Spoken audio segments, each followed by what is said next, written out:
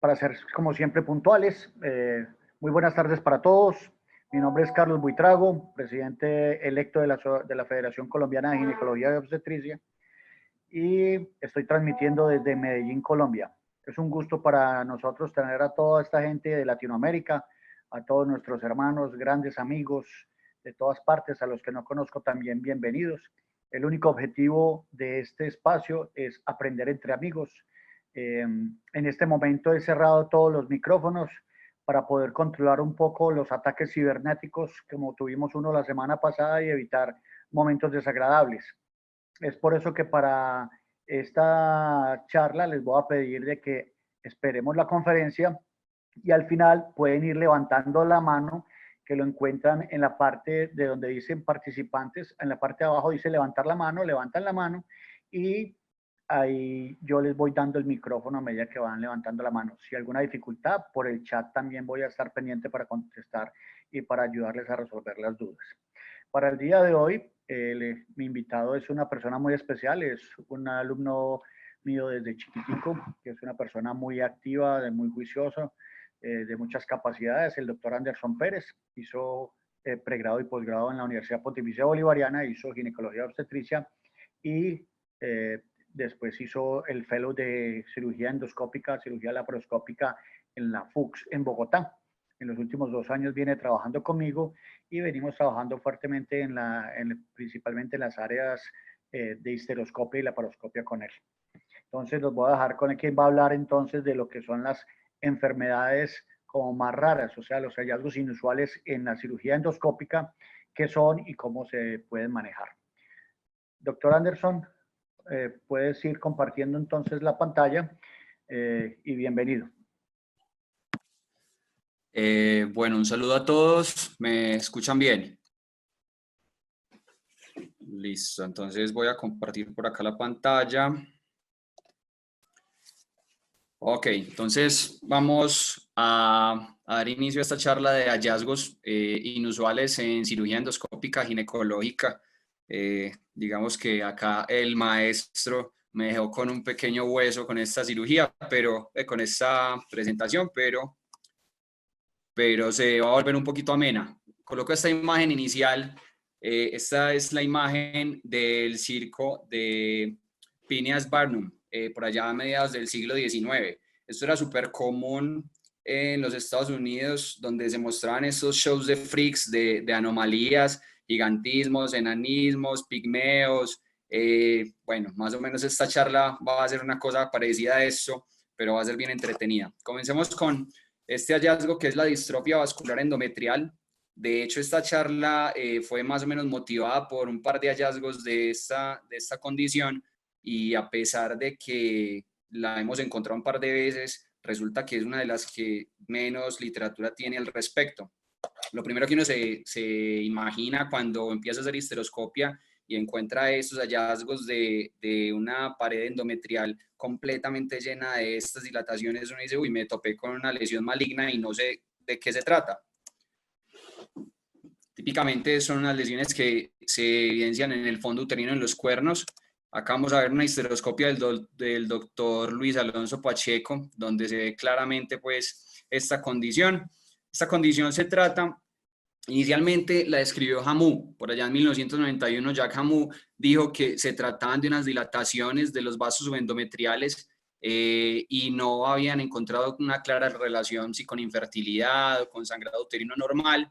Posteriormente encontraron, no en muchos casos, realmente son pocos casos los que hay descritos, a pesar de que uno sí los encuentra ocasionalmente, en patologías mucho más detalladas, y lo que encuentran es que no se trata de una dilatación vascular, sino que se trata de una congestión de las glándulas. Son glándulas tortuosas congestionadas con eritrocitos, y lo que vemos acá cuando se empiezan a ver estas glándulas tortuositas, realmente ese es el recorrido de la glándula llena de eritrocitos ya degenerados.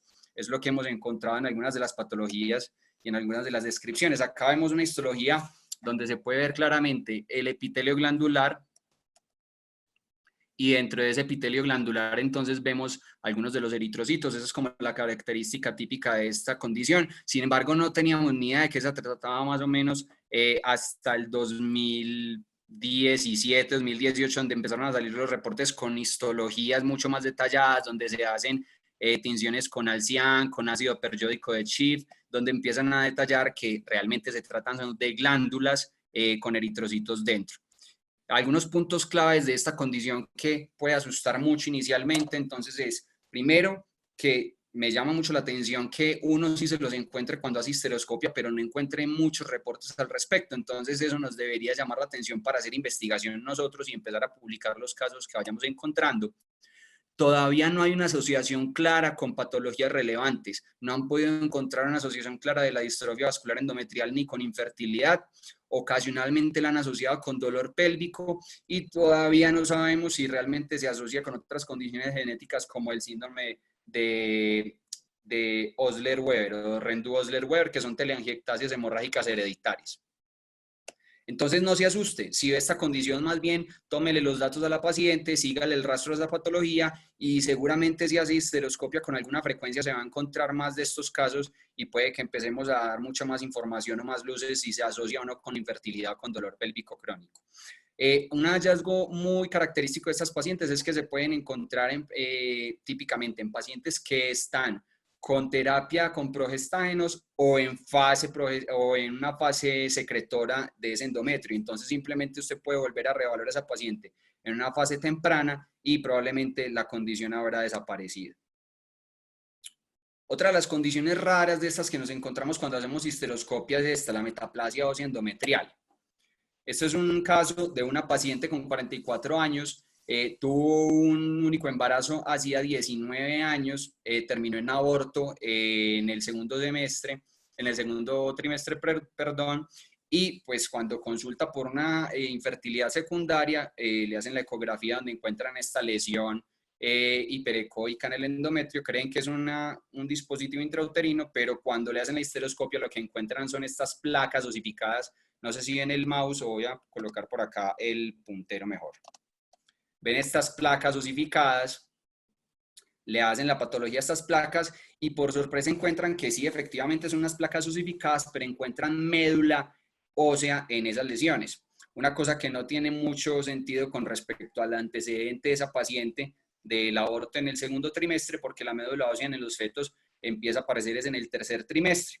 Eso entonces nos hace pensar que probablemente la etiología de esas pacientes no se trate solo de remanentes fetales, que era una de las teorías que mencionaban al respecto de cómo aparecía la metaplasia ósea, sino que realmente es una metaplasia de las células mesenquimales de la base de ese endometrio, y probablemente cuando encuentran médula ósea se trate probablemente de una siembra de células circulantes o de células totipotenciales circulantes que pueden llegar a implantarse dentro de esas calcificaciones y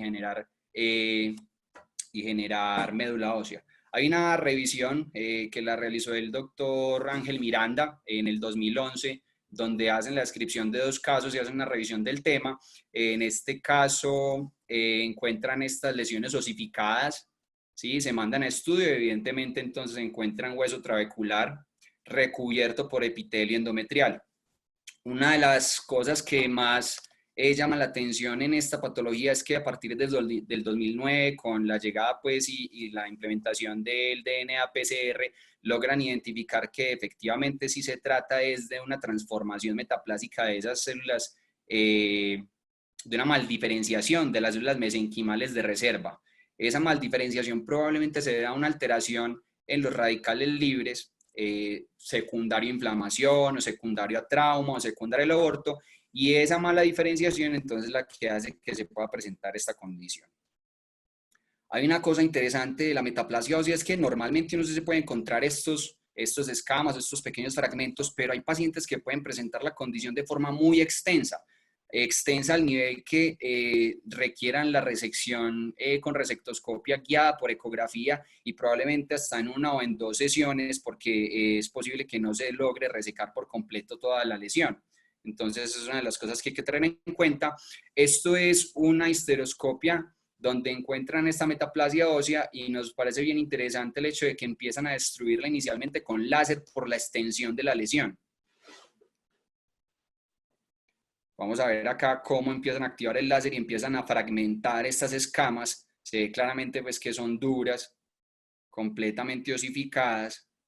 No es lo usual encontrarse este tipo de lesiones tan extensas.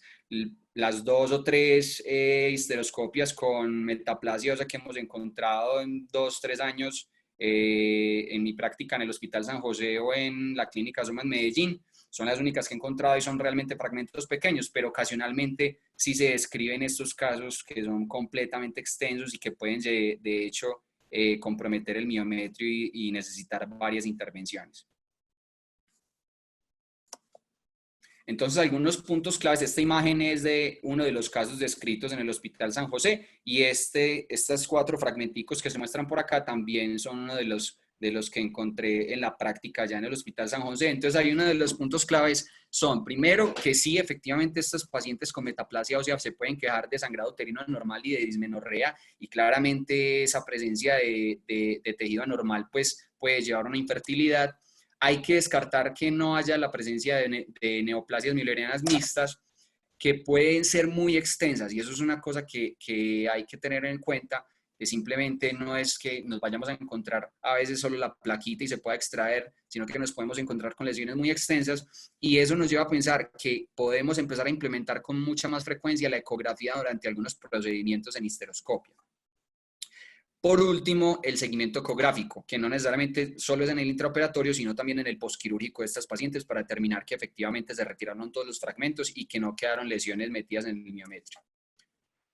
Esta sí que es una de las raras, esto sí es un freak dentro de este circo de freaks, que es el adenomioma polipoide atípico. De hecho, no me he logrado encontrar ninguno todavía, pero alcanzan a hacer algunas revisiones sistemáticas cuantitativas para determinar cuál puede ser la asociación de esta patología. A la inspección durante la histeroscopia no se diferencia claramente de, por ejemplo, encontrarse un mioma FIGO 1 o un FIGO 0 o un pólipo grande, un pólipo fibroso. Lo que encontramos es que se presentan el 80% de las pacientes premenopáusicas. Son pacientes premenopáusicas las que presentan principalmente esta condición, y una cosa interesante es que son en el 62% de ellas nulíparas. Entonces, usted lo que inicialmente se encuentra cuando hace la histeroscopia es, me encontré un mioma FIGO 1, FIGO 2, hago la resección y mando la patología, pero cuando te llega la patología te dicen que es un adenomioma polipoide atípico y usted dice, la mando para oncología, o usted de todos modos define que le va a hacer una histerectomía a esa paciente, pero resulta que muchas de ellas van a ser nulíparas. Entonces, elevó el interés de esta patología el hecho de que era una condición que daba en premenopáusicas que no tenían hijos y que había que buscar la forma de conservar la fertilidad. Por eso empezaron a hacer más estudios para ver qué tanto servía hacer la resección transcervical por histeroscopia de estas pacientes, y lo que encuentran es que efectivamente se logra manejar la condición con bastantes casos de recurrencia. 29% de casos de recurrencia y 10% de casos de progresión. Ahora, la asociación oncológica, que es la que le preocupa a uno cuando uno ve una patología y dice atipia, es, venga, ¿eso qué es? ¿Si va a progresar a cáncer? ¿No va a progresar a cáncer? Efectivamente, sí, hay alguna asociación oncológica. 5.5% de estas pacientes presentan adenocarcinoma durante ese episodio, o sea, cuando encontramos el adenomioma polipoide, y más o menos 5.5% de las veces con hiperplasia con atipia. Entonces, sí, es una paciente que se asocia con una condición oncológica, pero es una paciente que es tributaria a manejo conservador en el caso de que quiera preservar su fertilidad. Se pueden lograr embarazos después de las resecciones, que son resecciones que pueden llegar a ser muy amplias, y el seguimiento, aunque no está bien definido, en esta última revisión sistemática cuantitativa logran describir que se puede hacer inicialmente un seguimiento cada 3 meses durante 2 años, luego cada 6 meses por 3 años, y de ahí en adelante seguimiento anual. Estas pacientes no se sueltan porque la probabilidad de que aparezca una neoplasia es alta.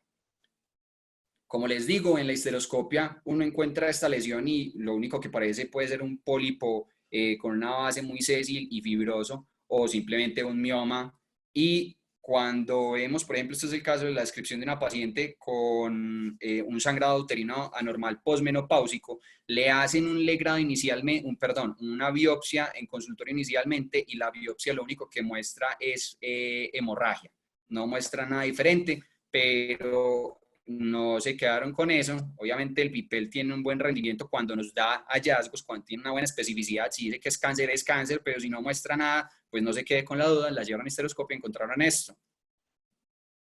Entonces, esta es una revisión muy interesante que publican en el Journal de Ginecología Mínimamente Invasiva, donde evalúan a ver qué tantas pacientes de estas se pueden llevar a resección, qué tantas se embarazan y cuántas veces necesitará resección.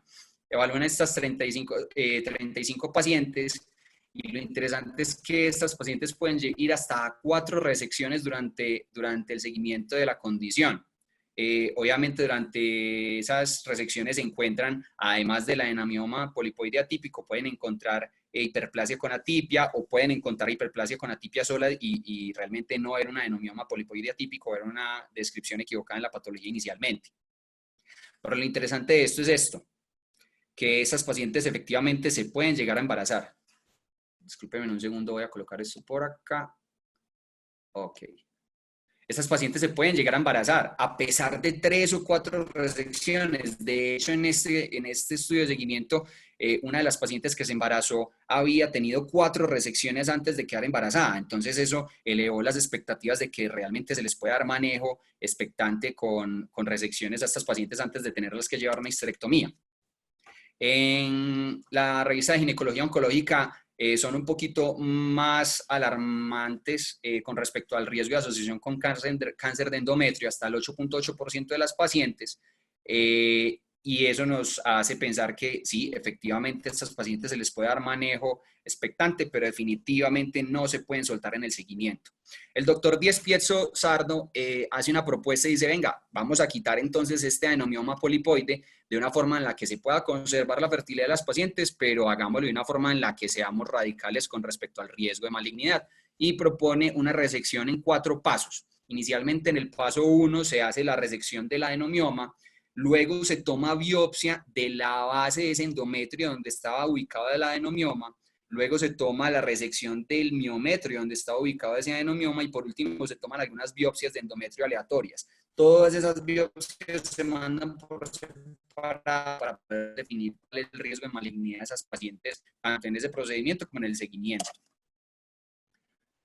Este estudio es bien interesante porque ante el riesgo de recurrencia que describen que pueda estar elevado el riesgo de recurrencia asociado a que sean resecciones incompletas, comenzaron a salir algunos estudios utilizando terapia fotodinámica. Se utiliza ácido 5-aminolebulínico por vía oral. Esas pacientes, el ácido 5-aminolebulínico funciona como una especie de tinción cuando se le aplica el filtro de luz UV a esas pacientes durante la histeroscopia, y eso te muestra dónde no capta la luz, dónde capta la luz, y donde no capte la luz, pues es un sitio donde todavía te falta resección. Probablemente te vayas a llevar un buen pedazo de miometrio en la resección, pero en este caso la idea es disminuir la recurrencia a través de resecciones amplias.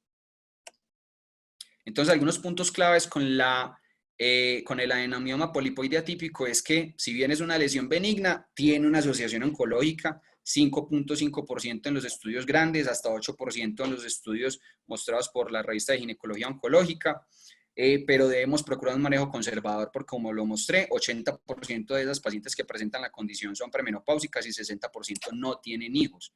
Y obviamente se puede hacer el tratamiento con resección histeroscópica, como vimos en alguno de los ejemplos, pero necesitan seguimiento. Estas pacientes son de las pacientes que no se pueden soltar durante el proceso. Seguimos con otra condición rara que encontramos durante la histeroscopia, es la tuberculosis endometrial. Quiero como aprovechar que estamos en esta oleada de cosas que nos tienen como en la perspectiva global, y es que todos estamos de los pelos con una condición que apenas vamos tocando los 2 millones de casos, creo, de COVID, pero esta condición se presenta para el 2017 con unos 8 millones de infectados, que es la tuberculosis. ¿Sí? De esos 8 millones de infectados, 2 millones de infectados se mueren al año. En el 2017 se murieron 1.6 millones de infectados por esta condición. ¿Sí? Entonces, pues sí, tenemos que estar alarmados con el COVID y todo lo demás, pero tenemos muchas otras enfermedades mucho más prevalentes y con una mortalidad bastante alta. Entonces, no es frecuente, pero nos podemos llegar a encontrar tuberculosis endometrial. Esta es la descripción típica de la tuberculosis endometrial, que es un endometrio muy irregular, sucio, típicamente describen unas adherencias en forma de telarañas principalmente en el fondo del útero, pero hay una cosa bien interesante con la tuberculosis endometrial y es que algunas de esas pacientes responden bastante bien al tratamiento antituberculoso, se les da rifampicina más isoniazida con etambutol y pirancinamida, luego se les da rifampicina y isoniazida y algunas de esas pacientes pueden mejorar notablemente de la condición. Ahora, llamo la atención con la respuesta del tratamiento porque si bien estas pacientes pueden llegar muy deteriorado su pronóstico de fertilidad, que de hecho es lo que más impacta en este caso, hablando solamente de la parte ginecológica, pues tienen alguna esperanza cuando se les da el tratamiento. El tratamiento a estos pacientes es básicamente médico. Estas pacientes no se les hace liberación de adherencias. De hecho, es una histeroscopia bastante complicada. El útero mencionan que es muy difícil de distender cuando está infectado con tuberculosis endometrial, pero pues la respuesta a la terapia médica puede ser amplia, aunque las esperanzas con su pronóstico de fertilidad dependen de muchos otros factores, incluyendo la presencia de tuberculosis en el peritoneo y las lesiones de las trompas de las que vamos a hablar ahorita. En este reporte hablan de la importancia de hacerle un seguimiento de segunda mirada a las pacientes con tuberculosis endometrial luego de hacerles el manejo. Estos son 70 pacientes a las que les hacen seguimiento, les dan tratamiento, y por último logran dejar un endometrio normal en más o menos la mitad de ellas. Las otras pacientes probablemente vayan a quedar con algo de lesiones endometriales. Este es el hallazgo típico de la tuberculosis endometrial cuando no está muy extensa, como ese caso inicial que les mostraba. Esta es la imagen en forma de telarañas en el fondo uterino. Se presentan principalmente en el fondo uterino y mencionan que uno puede hacer una tinción con azul de metileno y esa tinción con azul de metileno deja sin teñir las lesiones de los granulomas calcificantes y las adherencias y dan un aspecto de cielo estrellado. Eso es lo que describen típicamente con la endometriosis, con la tuberculosis endometrial. Acá voy a mostrar un videíto donde se evalúa esta condición y algunos puntos claves entonces es si encuentra una cosa que se parezca a esto, siempre sospeche. Nosotros no estamos en unos sitios de alta endemicidad, bueno, sí estamos realmente en un sitio de alta endemicidad, pero estos casos los describen principalmente en Asia, principalmente en India, pero siempre sospechen el foco primario, ¿sí? Cuando tienen una paciente con tuberculosis endometrial, de hecho, muchas de ellas llegan sin síntomas respiratorios, pero siempre sospeche que tiene entonces otro foco, o tiene una tuberculosis peritoneal o genitourinaria, o tiene una tuberculosis renal, o en algún otro foco, pero siempre piense que esa paciente puede tener una tuberculosis en algún otro sitio contigo. De hecho, mencionan que se puede hacer transmisión por vía sexual de esas pacientes cuando el compañero tiene epididimitis por tuberculosis, pero son casos pues anecdóticos. Recuerden la tinción con azul de metileno si lo sospecha, tome las biopsias. Obviamente no es necesario hacer adhesiolisis en esas pacientes. Responden muy mal, es una adhesiolisis muy difícil, es un útero que distiende poco, entonces ni siquiera se ponga a hacer liberaciones de adherencias porque lo que necesitan realmente es un tratamiento antituberculoso. El diagnóstico de estas pacientes, recordemos que la tuberculosis endometrial es pausivacilar, como casi todas las otras tuberculosis extrapulmonares, por lo cual los cultivos y las biopsias van a tener muy poco rendimiento y en este caso la PSR es la que estaría indicada para hacer el diagnóstico. Siempre llévelas a una segunda mirada después del tratamiento para ver cómo respondió primero y segundo para determinar cuál puede ser su pronóstico en fertilidad. Ya saliéndonos de las condiciones raras en histeroscopia, metámonos a las que uno puede encontrar por la paroscopia y pues sigamos con el tema entonces de la tuberculosis peritoneal. Esta condición puede ser muy frecuente en los países de alta endemicidad, mencionaba como en India. Por ejemplo, este es uno de los estudios, esa incidencia de 25% de pacientes infértiles se presenta básicamente en países de alta endemicidad como India. En Colombia no es tan frecuente, apenas mencionan un 3.9% de incidencia de esta condición.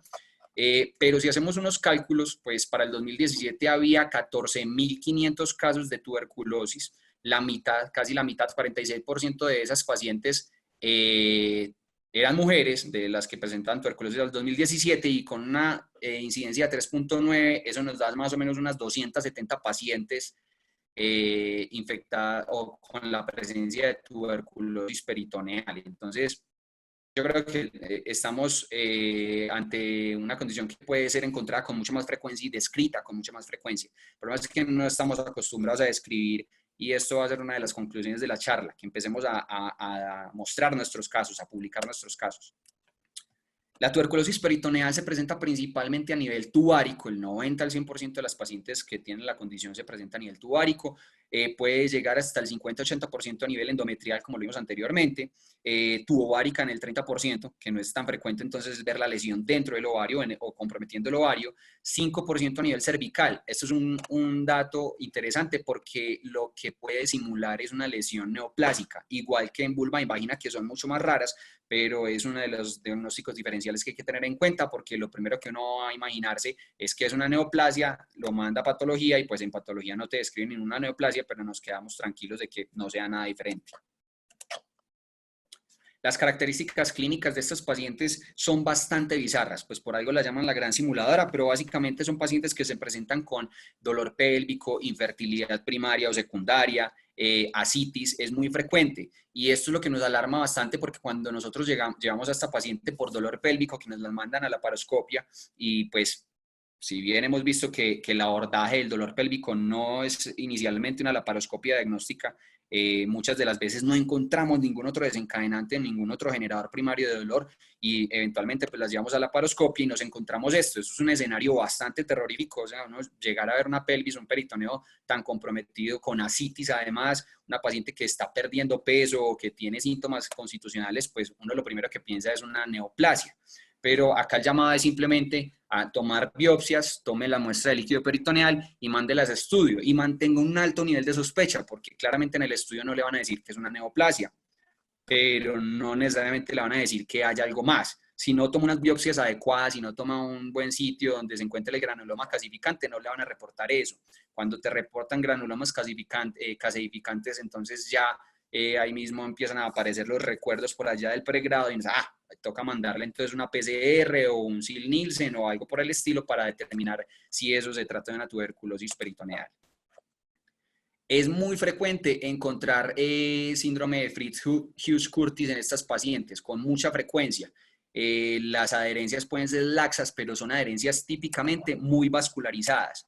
Y lo podemos encontrar en dos formas, la condición subaguda y la condición crónica. La subaguda puede presentar bolsillos peritoneales, implantes opacos, algo de edema en las trompas y las adherencias, pero en las crónicas casi siempre nos vamos a encontrar hidrosalpinx, el Fritz-Hughes-Curtis, las masas ováricas, los nódulos calcificantes y la citis. Eso es típico de estas pacientes también. Pues yo no he visto todavía la primera tuberculosis que me la hayan reportado en la patología, pero sí lo mencionan con mucha frecuencia. El doctor Sharma parece que en India es uno de los que más escribe al respecto de tuberculosis genitourinaria y peritoneal, y él describe este signo, el signo de las trompas que se besan. Es típico en estas pacientes en India en tuberculosis peritoneal. Ojo con estas pacientes, entonces recuerden que igual que la endometría, la tuberculosis peritoneal es paucivacilar y puede que en los cultivos, en la biopsia, no te reporten la presencia del bacilo, por eso siempre manejar el alto nivel de sospecha para que se nos sorprenda el bombillo y mandarle entonces una PCR para determinar si se trata de una tuberculosis. Siempre vamos a necesitar de todos modos confirmación histológica, no es suficiente solo con la PCR porque la PCR puede tener una alta cantidad de falsos positivos, pero pues usted la metió a la laparoscopia, vio esas lesiones supremamente llamativas, vio asitis y tiene una PCR que le dice que es tuberculosis, pues es tuberculosis.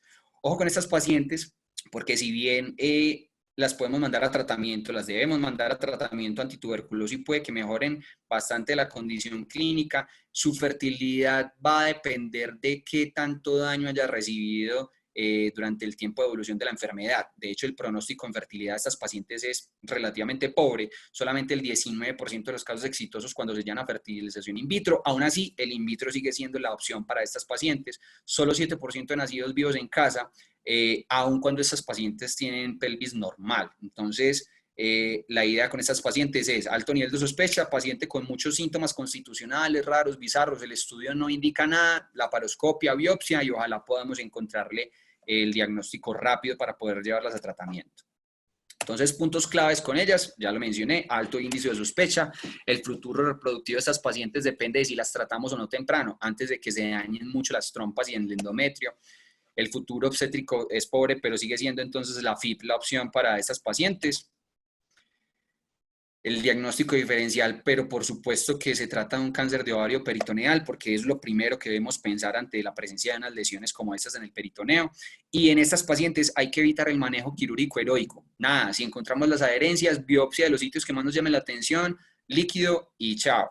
Estos pacientes pueden sagrar bastante si nos ponemos a hacer adherencias y de hecho no es una laparoscopia que mencionan que debe ser hecha por laparoscopistas avanzados, porque definitivamente es una paciente que se puede complicar en caso de que se pongan a hacer liberaciones de adherencias que pueden llegar a ser muy vascularizadas en un tejido bastante friable.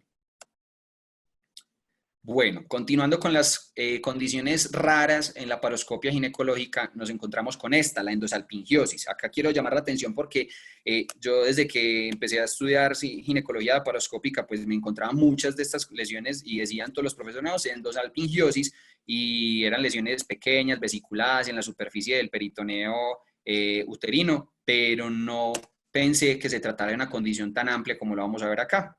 Entonces, estas pacientes típicamente se manifiestan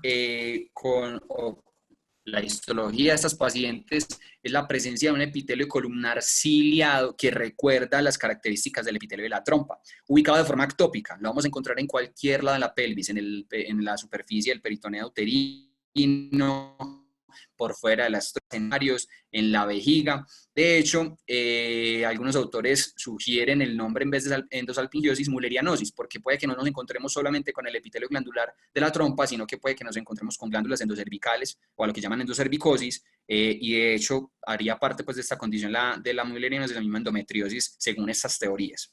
Hay unas presentaciones floridas que no son con las que nos topamos usualmente, nos topamos normalmente con la presencia de estas vesículas claras y pequeñas alrededor en la superficie del peritoneo, pero no de formas floridas. Como lo mencioné, puede llegar a ser muy frecuente, hasta el 7% de las laparoscopias ginecológicas se pueden presentar.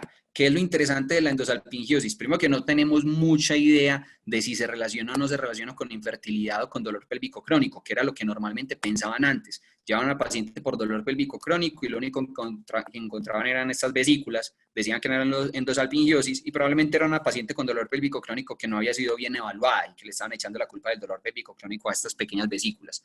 Lo que sí es interesante es que en los últimos años han encontrado una asociación importante con malignidad ginecológica debido a lo que ya sabemos de que cada vez más entendemos que muchos de los tumores epiteliales serosos del ovario probablemente tengan un origen en la trompa. Entonces esto ha llamado la atención al estudio de esta condición. Esta sí es una condición un poco más florida de endosalpingiosis. Miren estas vesículas grandes, en este caso está pegada el ligamento redondo y en esta paciente, además de estas vesículas de endosalpingiosis, también tenía un adenomioma quístico. Este es el caso de una paciente también que terminó siendo una endosalpingiosis, pero en este caso era una paciente de 31 años que había presentado 6 embarazos, de ellos 2 eran aborto con dolor pélvico, sensación de masa, le hacen la ecografía y haciendo parte del cuerpo del útero encuentran esta lesión quística, un mioma degenerado. Cuando le hacen una resonancia, acá vemos cuerpo del útero, en la pared posterior encontramos esta lesión quística con mucha intensidad en el T2 y la llevan a la laparoscopia y en la laparoscopia encuentran esto. Entonces seguían pensando que se trataba de un mioma con degeneración quística, pero cuando hacen la resección de la lesión lo que encuentran es esto, una lesión capsular solamente con líquido y con este borde de la cápsula teniendo este epitelio cuboidal ciliado que recordaba la histología de la trompa. Uno puede encontrar endosalpingiosis metida en muchas partes y una de las que más complicaciones genera es la presencia de endosalpingiosis en las vías urinarias. Como la teoría de la endosalpingiosis es que puede hacer una metaplasia de estos tejidos, de estas células durante el desarrollo embrionario, entonces pueden quedar de esas células regadas durante el desarrollo del embrión en las vías urinarias o en el ureter distal, en vejiga o en ureter distal, principalmente en el domo, en la pared posterior y en el trígono, en el cuello. Esto lo que recuerda es que probablemente tengan algo de relación con la presencia de receptores hormonales, pero no necesariamente se relaciona con buena respuesta al tratamiento hormonal. Acá está un caso de endosalpingiosis en la vagina. Podemos encontrar también endosalpingiosis vaginal. Acá está la histología de esta lesión que resecan completamente con el electro, y acá encuentran entonces ese tejido ciliado, ese tejido cuidal ciliado con unas características muy parecidas a las que se encuentran en la trompa. Entonces, lo importante de esta condición es primero mantener siempre los diagnósticos diferenciales, pues cuando uno encuentra unos hallazgos tan floridos, esta cantidad de múltiples quistes llenos de líquido moco, entonces uno lo primero que tiene que pensar es que se trate de un tumor mucinoso o un seroso del ovario, de la trompa o del mismo peritoneo. Todas para biopsia y esperar el reporte histológico de esa paciente. Hay una cosa bien interesante y como se los mencioné era que estas pacientes con endosalpingiosis cada vez más encontramos relaciones asociadas a los tumores epiteliales de ovario y tumores serosos de ovario, y esta gente empezó entonces a abrir la brecha al respecto para ver si definitivamente sí hay asociaciones o no. Acá comienzan a mirar qué relación hay con algunos biomarcadores de la endosalpingiosis con respecto a los tejidos normales, o sea, el epitelio normal de la trompa o el epitelio de la superficie del ovario, claramente tienen que tener alguna relación con estos marcadores. Sin embargo, acá encuentran una relación bien interesante con marcadores de endosalpingiosis asociados a tumores borderline seroso y a tumores malignos serosos del ovario, principalmente el marcador fosfosmat2, el BCL2 y el FOXJ1. Esto claramente no es prueba de causalidad o una asociación importante, porque de hecho se realizó en muy pocas pacientes que se habían llevado a histerectomía con salpingoforectomía bilateral por asociación con BRCA1 y 2, y de ahí fue donde sacaron las biopsias, pero bien no es muestra de que sea una cosa contundente, sí muestra que se puede abrir la brecha para hacer la relación de endosalpingiosis con malignidad ginecológica. Entonces, los puntos claves de la endosalpingiosis es, primero, que es una entidad cada vez más frecuente y relevante. Probablemente la presentaban con siempre las pacientes, pero ahora estamos conscientes de que existe, y la relevancia es porque cada vez encontramos más asociación con malignidad ginecológica. Hay presencia de estas lesiones en las posmenopáusicas, lo que nos hace pensar que si bien pudo haber tenido algo de asociación durante el periodo de desarrollo embrionario, no necesariamente responden a la terapia hormonal. Puede presentarse en localizaciones inusuales, en la uretra, en la vejiga, de hecho puede presentarse hasta en los ureteres. No es tan clara la asociación con infertilidad y dolor pélvico crónico, que era lo que nos querían achacar cuando nos mandaban las pacientes con dolor pélvico crónico a la paroscopia. Y si hay una relación entonces que se está desarrollando con respecto a neoplasia serosa del ovario. Siempre tómele biopsia a uno de los casos que sean leves, y este es uno de los llamados de atención con la charla, y desaprovechemos todas esas cosas que no se parezcan a lo que creemos que es. Pues un mioma que no se parece a un mioma, pues tómele biopsia y hágale seguimiento a esa biopsia, porque puede que estemos con casos de enfermedades raras, que puede que sean raras es porque no las describimos y no porque no existan. Otra condición interesante, la salpingitis ísmica nodosa. De estas sí nos hemos encontrado unas cuantas. Se trata de la presencia de un edema nodular a nivel del istmo de la trompa. Todavía no sabemos por qué da, pero sí sabemos que la condición asociada a estas pacientes es infertilidad. Típicamente es una paciente que se presenta con infertilidad por obstrucción de la trompa. Lo que sabemos hasta ahora es que esa presencia de ese edema se debe a que hay unas invaginaciones a nivel ísmico de esa trompa que penetran la porción muscular de la trompa, la lámina muscular propia de la trompa, y al penetrarla pues genera una miohipertrofia de ese nivel, lo que generan esas nodularidades. Lo primero que uno tiene que pensar acá es, ¿será un tumor de la trompa? Segundo, ¿será una tuberculosis? Y tercero, puede ser una salpingitis ísmica nodosa. Hay varias teorías que tratan de explicar de dónde viene esta condición. Ninguna de las tres claramente está comprobada. Hay una teoría que habla de que se trata de una infección, de una inflamación secundaria, una infección gonocóxica, por la cantidad de asociación que tenemos con respecto a la presencia de Fritz-Hughes-Curtis y otras adherencias pélvicas. La teoría congénita que habla de que a ese nivel, a nivel del istmo, se trata de un cruce de los conductos de Müller y de Wolff y que pueden ser remanentes mesonéfricos de ese cruce. Y por último, la teoría no inflamatoria, que habla de más una adenomiosis tubárica, por la presencia de esos divertículos que penetran la muscular de la trompa y que generan esa inflamación o esa hipertrofia. El diagnóstico típicamente se hace por histerosalpingografía o por la paroscopia más cromotubación, la que me gusta más a mí, pero lo que más frecuente encontramos es que se haga el diagnóstico por histerosalpingografía con este hallazgo típico de las glomerulaciones después de que se inyecta el medio de contraste. La histerosonografía 3D, aunque se puede realizar y puede darnos el diagnóstico, no tiene tanta evidencia y comparado con la histerosalpingografía o con la laparoscopia más cromotubación, pues pierde utilidad y los grados histológicos con respecto a esta condición se deben determinar dependiendo del grado de penetración de estos divertículos a través de la lámina propia o si compromete toda la muscular o si se sale por completo de la muscular y no sobrepasa la serosa. Los manejos sí que son bien interesantes en esta condición porque responden muy bien a muchas cosas, a diferencia, por ejemplo, de la tuberculosis peritoneal, donde el pronóstico es malísimo en cualquiera de las condiciones, en cualquiera de los casos que lleve a tratamiento, pero en este caso tenemos muchas formas de tratarlas y una de las que me pareció más interesante fue esta, la radiología intervencionista. Les voy a mostrar enseguida un caso. Se les puede dar hasta manejo médico, han encontrado bastante respuesta con respecto a las tasas de embarazo y la permeabilidad de esas trompas luego de que se someten a esas pacientes a terapia con agonistas de la GnRH, con análogos de la GnRH.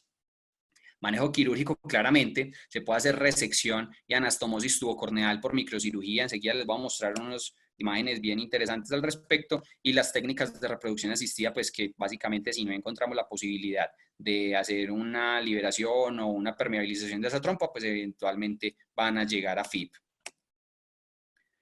Este es el caso interesante de tratamiento a través de radiología intervencionista que cada vez lo hacen más en esta condición. Entonces acá vemos la trompa obstruida a este nivel.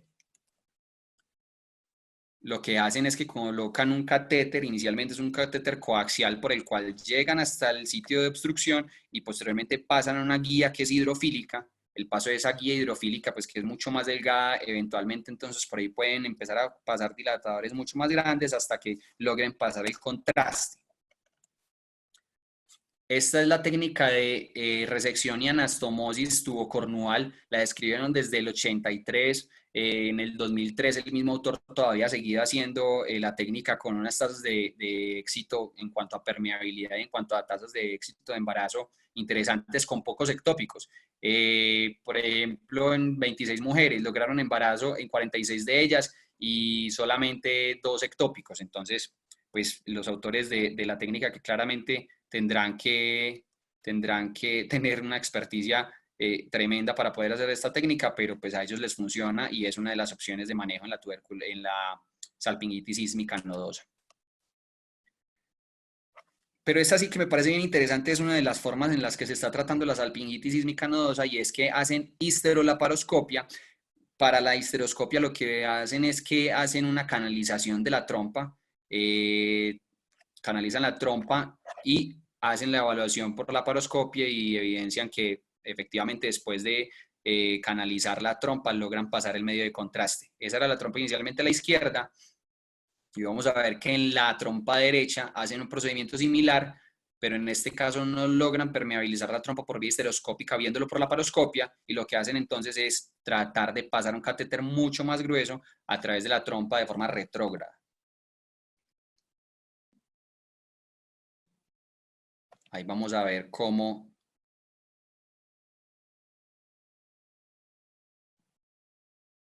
cómo pasan el medio del azul de metileno y evalúan la trompa permeable.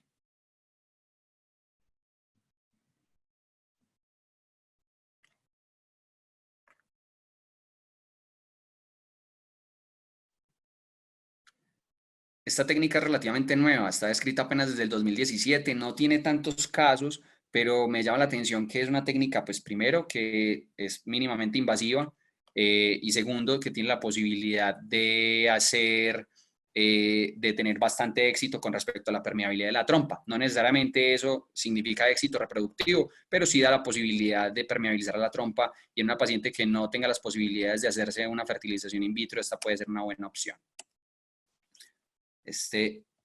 A ver, quitemos el láser.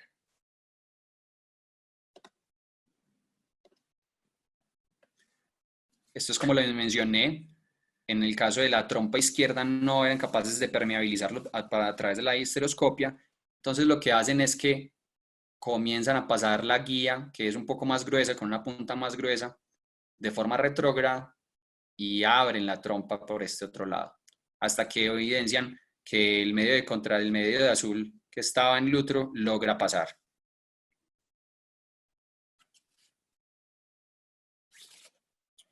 Entonces, algunos puntos claves con la salpingitis sísmica nodosa es que, pues, clásicamente se va a presentar con infertilidad de embarazo, es una de las causas de infertilidad en estas pacientes. El diagnóstico se hace por histerosalpingografía, y la que nos gusta más por la laparoscopia y cromotubación, porque de hecho se puede hacer el tratamiento ahí mismo.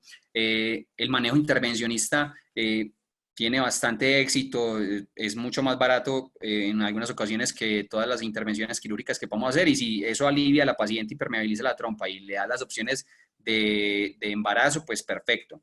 El manejo médico en estas pacientes no necesariamente es tan exitoso, pero lo que sí hay que asegurar es que estas pacientes deben tener una trompa distal sana. La salpingitis sísmica nodosa puede presentar compromiso hasta en el 25% de las veces en la ampolla. Es muy raro que se presente a nivel distal, a nivel de las fimbrias, pero las fimbrias sí pueden estar comprometidas por adherencias asociadas a infección. Entonces, sí tiene que tener una fimbria buena para que sea llevada a estos procedimientos. Y la última condición rara que tengo para mostrarles de lo que nos encontramos inusualmente en la laparoscopia es la miomatosis peritoneal diseminada de los miomas parásitos. Inicialmente yo creía que eso se trataba de lo mismo, que simplemente eran siembras de miomas por todo lado que se encontraron después de hacer una miomectomía o hacer una histerectomía, pero resulta que no. Resulta que es todo un universo, es toda una constelación de esta condición. Vamos a mencionar más bien que se tratan de miomas de localización extrauterina. En este caso de miomatosis peritoneal diseminada, la presencia, y de miomas parásitos, la presencia es inusual. Más o menos nos encontramos con ellas en el 0.9% de las pacientes que han sido llevadas a histerectomía o a miomectomía por laparoscopia o por vía abierta. Por laparoscopia con morcelación, la incidencia puede ser hasta de 1.2%, pero usualmente el número que describen es 0.9%, y casi siempre nos vamos a encontrar esos miomas ubicados a nivel seroso en el colon, en el fondo de saco, en el epiplón, en el diafragma, y una cosa bien característica, en los puertos. Esto nos debe hacer siempre sospechar que se trató de una morcelación, un antecedente de morcelación o un antecedente de histerectomía por laparoscopia. Lo importante de esto es que a primera vista nos asusta mucho. Si vemos una imagen de esta, es una paciente que consulta por dolor pélvico, distensión abdominal o sensación de masa, y le hacemos una imagen como una tomografía o una resonancia, lo que nos vamos a encontrar es una cantidad de lesiones regadas por el peritoneo y por el epiplón. Lo primero que pensamos es entonces una malignidad. Pero obviamente estas pacientes, cuando son llevadas a la laparoscopia, lo que encontramos son esto: lesiones diseminadas por todo el peritoneo, unas adherencias muy vascularizadas. Eso es característico de estas pacientes, son adherencias muy vascularizadas que hace primero muy difícil la resección de todos estos miomas, que necesitan un equipo de laparoscopia avanzado y que no necesariamente van a responder a terapia hormonal, lo que nos deja poco chance para poderles dar tratamiento en caso de que la laparoscopia sea muy complicada o no la podamos realizar. Hay otros miomas de localización muy inusual, por ejemplo, los leiomiomas intravenosos. típicamente se localizan dentro del sistema venoso del útero, pero estos pacientes pueden llegar a presentar compromiso cardíaco en la cava inferior. Dicen que entre el 10 y el 40% de la paciente que presenta un mioma intravenoso a nivel de la pelvis puede presentar lesiones coronarias, lesiones cardíacas, perdón, o lesiones en la cava. Entonces, si bien es una condición benigna, tiene un comportamiento clínico que puede ser catastrófico en estas pacientes. Los miomas parásitos,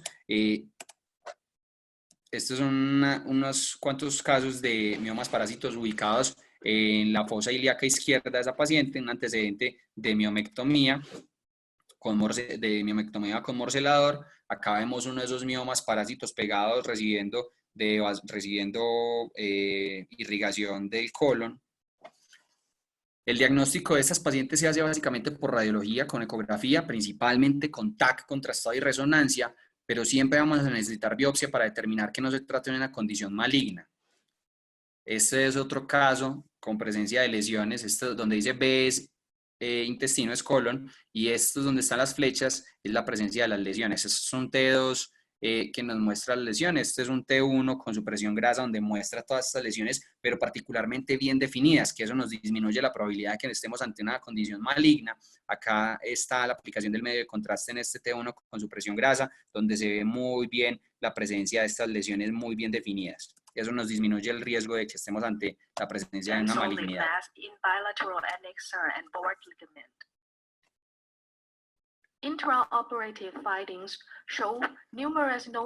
Podemos encontrar de estas lesiones de forma muy numerosa,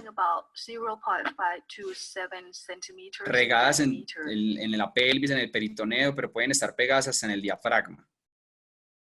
Multiple tumor varying sizes range from 0.5 to 3 centimeters involved on the pelvic peritoneum. The mesentery, serous surface of the small intestine. Presencia de miomas en el colon. Obviamente, ante la poca frecuencia de esta condición, pues no es que tengamos muchos casos para mostrar nuestros, pero sí que existen de estos casos.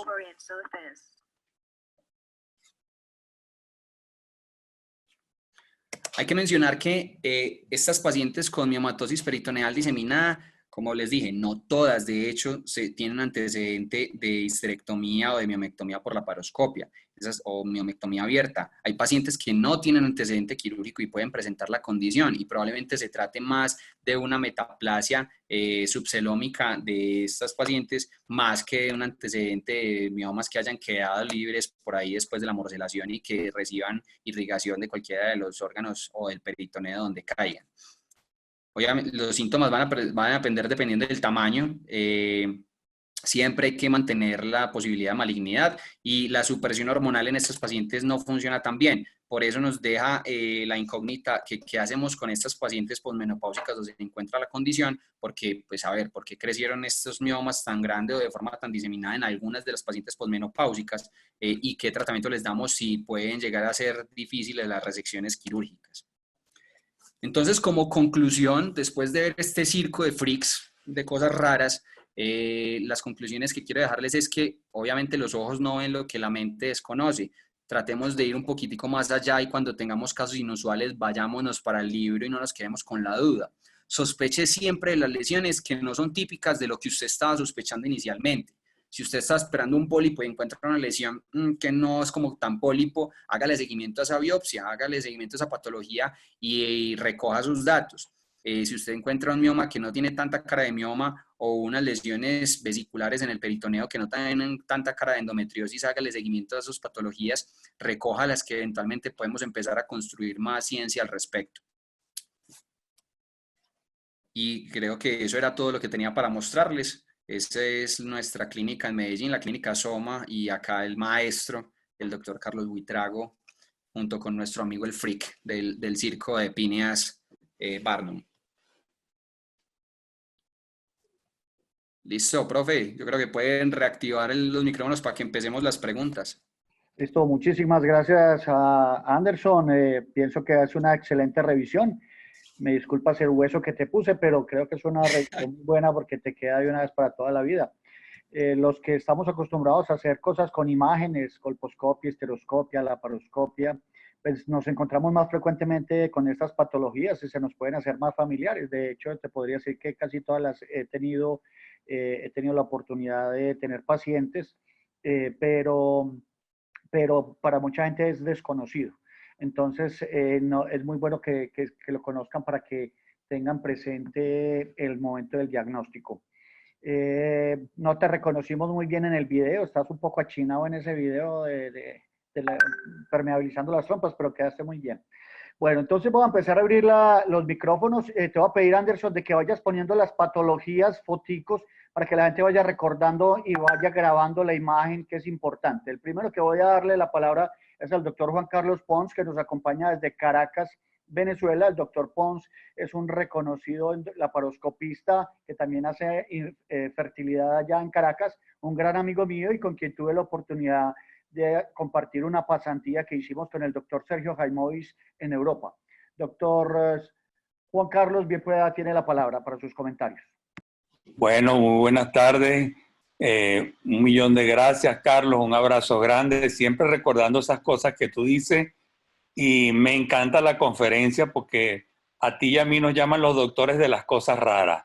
Entonces, casualmente, tenía todas las patologías que viste, menos el adenomioma, que nunca he visto un adenomioma de esas características. Pero quería comentarles 3 o 4 cositas muy importantes en las cuales sí tengo experiencia, por ejemplo, en la parte de la distrofia vascular. Ya la distrofia vascular se sabe que es una entidad normal y que es simplemente el proceso fisiológico normal de la trombosis del endometrio, que como tenemos cámaras sofisticadas, podemos ver la trombosis de los vasos endometriales en la segunda parte del ciclo antes de que te venga la regla. Y eso es lo que normalmente uno ve. El otro comentario que quería hacer es que calcificaciones heterotópicas o la displasia o la alteración de osificación endometrial es una anomalía rara, que es una modificación de los fibroblastos que se transforman en osteoclastos y que te producen esa alteración que es increíblemente florida. Yo he tenido como 9 casos que lo publicamos en una revista en Venezuela y lo presenté en el libro mío. Y de verdad que es una entidad fabulosa porque el diagnóstico uno lo hace en nuestros países, que hacemos ultrasonido todo el tiempo, porque tú ves que la paciente tiene un dispositivo intrauterino que la paciente nunca te refiere, o que ves calcificaciones en la línea de la interfaz endometrial.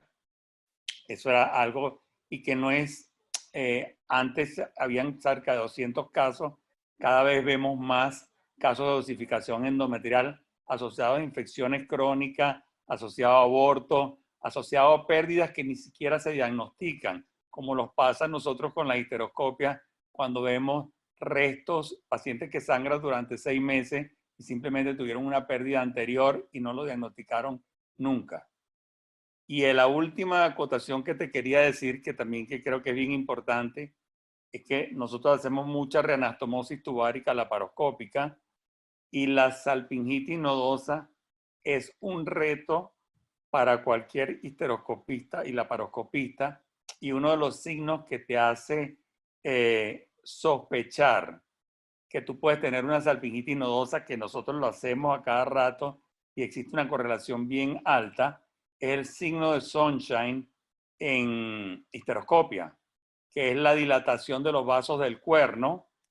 Y esa dilatación de los vasos del cuerno, cuando tú le haces la laparoscopia, consigues la salpingitis nodosa, y uno trata de permeabilizar con el catéter adecuado, con guía, y es algo bien complejo, bien tenaz. La gran mayoría de los casos terminan en resección del cuerno, y cuando ves la anatomía patológica es la fibrosis típica que tú describiste en las láminas de anatomía patológica, que parece un mioma en el cuerno, y la resección, la que peor pronóstico tiene desde el punto de vista laparoscópico y de fertilidad de reanastomosis tubárica, es la cornual, que tiene cerca de un 30 y pico, 35 o 40%. Todas las demás, en buenas manos, deben tener 70-80%, pero esa tiene un pronóstico bien malo. Esa es mi experiencia. De lo demás, quería felicitarte porque la conferencia es espectacular, además de cosas maravillosamente raras, pero cada vez más frecuentes. Y bueno, un abrazo a Carlos querido, con todo el cariño del mundo. Gracias, gracias, doctor Pons. Muy excelente los comentarios. Le recuerdo que por cuestión de seguridad no puedo abrir todos los micrófonos, entonces por favor me van levantando la mano a medida que quieran hacer los comentarios. Yo también voy, mientras levantan la mano, también voy a hacer algunos comentarios. Voy a empezar al revés. Uno, en cuanto a los miomas parásitos, es muy frecuente que gente que hace miomectomía laparoscópica, que no son laparoscopistas de escuela, piensen que deja, o así se hacía mucho antiguamente, que mucha gente dejaban el mioma adentro en la cavidad, que porque eso se reabsorbía, lo lograban soltar del útero, pero lo dejaban adentro de la cavidad. Recordemos que por la forma de la cicatrización del peritoneo, esos miomas van a volver pues no se mueren, no se reabsorben, no hacen necrosis, sino que son rápidamente recubiertos por el peritoneo. El peritoneo cicatriza por una cosa que se llama migración de células mesoteliales, es decir, si uno tiene un hueco en el peritoneo, van a migrar hasta la mitad y por toda la superficie un parche que a las 48 horas va a estar tapado y rápidamente se revasculariza, y eso permite que el mioma sobreviva y quede como una masa que va a crecer, que va a seguir molestando al paciente y va a producirle un síntoma peor porque van a sospechar otro tumor, un tumor retroperitoneal, etc. Entonces, eso por favor nunca lo vayan a volver a hacer, eso ya hoy está proscrito. Diferente a la cavidad endometrial. Diferente a la cavidad endometrial, como ya lo mostró el doctor Jaimovic en su trabajo, donde dejar el mioma dentro de la cavidad endometrial, pues realmente el epitelio endometrial sí cicatriza más parecido como cicatriza la piel, que es por los rebordes que se van llenando, y en ese sí se ocurre necrosis y se expulsa espontáneamente. Sí, Anderson, tranquilo, dale. No, que te iba a decir que teníamos acá un par de preguntas en el chat, que no habían levantado ahorita la mano, pero sí hay algunas preguntas en el chat. Dale, entonces aquí pues si quieres, pues, si quieres vayan levantando la mano y vamos dándole. Vamos a darle la mano al doctor Raúl, se me bajó. Doctor Raúl, vuelva a levantar la mano, yo le doy la palabra. Al doctor Raúl. Excelente, perdón que por error le bajé la mano. Listo, doctor, bien pueda, cuéntenos de dónde nos llama y su pregunta. Hola, buenas tardes, Doc. Les llamo de México. Un saludo a todos. Gracias al doctor Anderson por su plática. Excelente plática. La verdad es que sí, son patologías muy raras en relación y específicamente a la tuberculosis peritoneal y esa patología salpingeal. Pero mi pregunta es en relación a la tuberculosis endometrial. En caso de no encontrar una lesión sospechosa, una lesión muy específica que nos llame la atención, ¿qué es lo más indicado? ¿Tomar biopsias focalizadas de manera sectorial? ¿De alguna manera sirve también la toma de líquido para una citología de la cavidad endometrial? Esa sería mi pregunta específica, Doc. Y muchas gracias por la plática. Sí. Doctor Raúl Juárez, en México, qué gusto que nos estén escuchando desde México y desde muchas otras partes, Venezuela, Argentina, también habían algunos invitados. Con respecto al diagnóstico de la tuberculosis endometrial, básicamente es la toma de biopsia. El rendimiento tanto de cultivo como de la biopsia y las imágenes que se hace de la biopsia es bajo, pero entonces uno lo que hace es que trata de tomar varias biopsias y una de esas la envía para diagnóstico por PCR. Como les mencioné, la tuberculosis endometrial y las extraperitoneales y las extrapulmonares, perdón, son pausivacilares. Pero si tienes un hallazgo o un endometrio sucio, feo, despulido, con algunas adherencias, tómele las biopsias a esos sitios, o si no encuentra muchas lesiones específicas, tome biopsias aleatorias y trate de guardar algunas para evaluación con PCR, que probablemente ahí le va a pegar al diagnóstico. Lo otro es que casi siempre si tenemos un buen nivel de sospecha clínica, esas pacientes van a terminar en la paroscopia, porque recordemos que el riesgo, la probabilidad de que la paciente tenga una tuberculosis endometrial es del 50%, pero casi siempre están asociadas a una tuberculosis peritoneal o genitourinaria, que esas casi siempre van a tener lesiones en las trompas en el 90-100% de las pacientes. Entonces, si usted encuentra unas lesiones de esas inespecíficas y que no tienen tan buen rendimiento diagnóstico en la tuberculosis endometrial, pues sí se puede ir a la laparoscopia y ahí sí que puede encontrar líquido peritoneal que dé positivo para la PCR o para las tinciones o algunas lesiones en el peritoneo, en algunos nódulos calcificantes en el peritoneo o en las trompas. Muchas gracias. Yo agregaría doctor, le agregaría que en tuberculosis, tanto endometrial como en tuberculosis pélvica, pues finalmente a veces es un gol que uno se encuentra, porque uno no, si los cuerpos caseosos descritos no son tan patognomónicos y aunque sean, pues no son tan evidentes, sino que uno ve una cicatriz con algo de blanco ahí que uno finalmente no sabe qué es. Entonces, el que le viene diciendo a uno el diagnóstico es el patólogo. Entonces, llegar con una alta sospecha clínica, pues te quiere uno pues, haber visto bastante o haber tenido la experiencia previa, pero la mayoría de estos pacientes se diagnostican retrospectivamente cuando a usted le llega la biopsia porque uno finalmente no logra haber visto nada, sino un pegote, una pelvis congelada, etc. Sí, lo que dice también acá el doctor Juan Carlos Pons es una cosa bien interesante y lo mencionan mucho, y es que es una de las pocas patologías endometriales que tiene un endometrio pálido, un endometrio blanco. Entonces ese hallazgo del endometrio sucio, irregular y blanco sí debe elevar la sospecha clínica de tuberculosis endometrial. Perfecto. Vamos con las otras preguntas que hacían por acá, Anderson. Uno es lo del CA125 que se eleva mucho en la tuberculosis peritoneal. ¿Quieres hacer algún comentario? Lo mencionaba, la tuberculosis peritoneal, uno lo primero que piensa no es en que tenga una tuberculosis peritoneal. Es una paciente que usted la lleva a la laparoscopia y se encuentra ascitis, síntomas constitucionales, pérdida de peso y un viaje de lesiones regadas por todo el peritoneo. Usted lo primero que piensa es que tiene un primario en el ovario. Estas pacientes elevan mucho el CA125, esa inflamación del mesotelio eleva mucho el CA125 y es un diagnóstico diferencial. Ellas van eventualmente a terminar en una congelación o en un segundo tiempo quirúrgico en caso de que del resultado de patología maligna, pero la presencia de CA125 elevado mencionan que es frecuente en las pacientes con tuberculosis peritoneal. Con cualquier proceso peritoneal, diría yo. El CA125 sabemos todos que es una cosa inespecífica y que cualquier cosa que produzca inflamación y sobre todo en el peritoneo, hasta una simple menstruación va a aumentarlo y obviamente en una TBC que está comprometido todo el peritoneo va a estar en niveles muy altos. La otra pregunta que colocan ahí es sobre relación entre endometriosis y endosalpingiosis.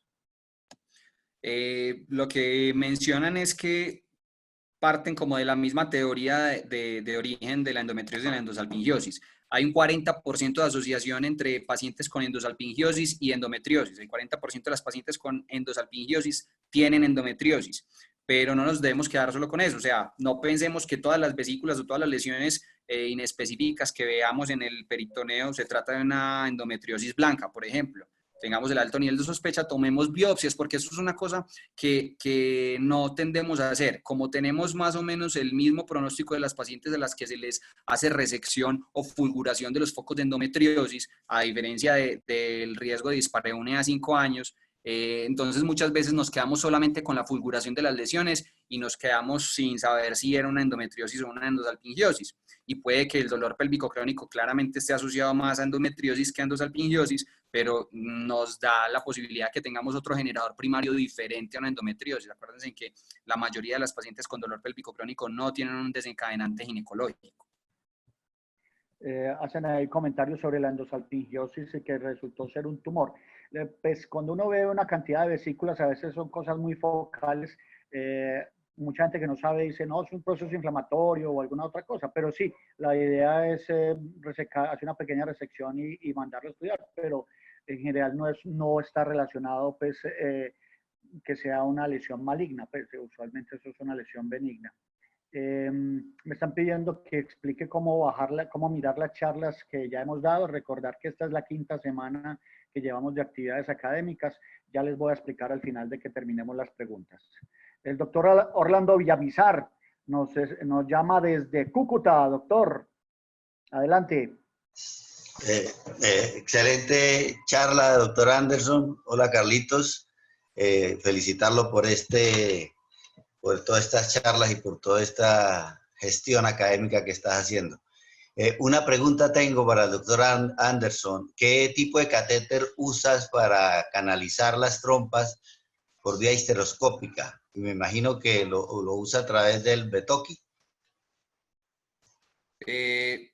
Profesor Orlando, yo no los cateterizo porque normalmente no es un procedimiento que hagamos nosotros en nuestro servicio de histeroscopia oficinal, pero el que mostramos ahí es un catéter de 3 French, perdón, es un catéter de 3 French, y el catéter coaxial que utilizan ellos para hacer la permeabilización en caso de que no les pase el catéter inicial es un catéter de 0.3 milímetros, de 0.32 milímetros. Ok, gracias. La referencia pues si quieres te lo muestro, profe, en un segundo, porque el nombre de la referencia, pues sí no me lo sé, pero sí está por acá. Yo voy complementando mientras mostrar la imagen de que pues, cateterizar las trompas en un consultorio por histeroscopia de oficinal duele. O sea, cuando uno hace, los que alcanzamos a colocar Essure, que era un dispositivo que se colocaba en las trompas para ligadura, pues era molesto y era una cosa muy rápida que se podía muy bien tolerado hacerlo, pero para hacer fertilidad y uno intentar permeabilizar o tratar de manipular un cuerno en consultorio es supremamente desagradable y doloroso para la paciente, eso quiero comentarles. Y ya en cirugía, pues todos sabemos que la enfermedad tubárica es sobre todo la proximal, es de muy mal pronóstico desde el punto de vista de fertilidad. Estos catéteres que se diseñan y que algunos tienen un baloncito que puede uno hacer unas medio dilataciones, pues están descritos. Sin embargo, para la obstrucción proximal, en general nosotros no recomendamos más una fertilización in vitro que tiene mejores resultados. Dale, Andrés. Acá estoy buscando la referencia del catéter que no me la he encontrado todavía. Entonces, mientras tanto, el doctor Pons nos va a hacer un aporte al respecto. Si logro darle el audio.